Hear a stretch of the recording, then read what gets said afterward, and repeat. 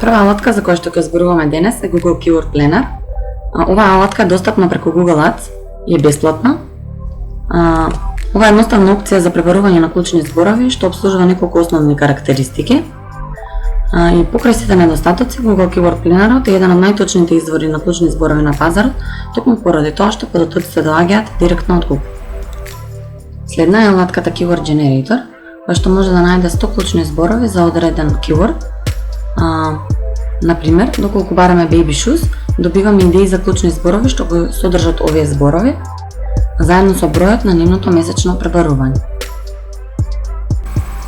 Исто така, во Questions можеме да видиме и 50 клучни зборови кои што биле пребарувани во вид на прашање.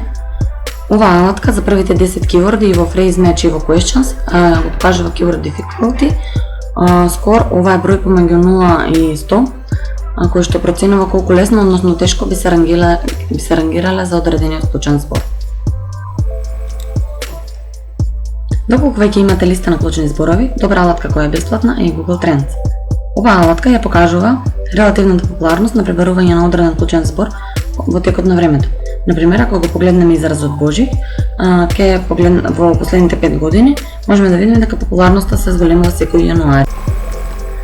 За крај, добро е да се знае дека бесплатните алатки за клучни зборови се ограничени во споредба со платените алатки, но тоа не значи дека не се корисни и немаат свој намер.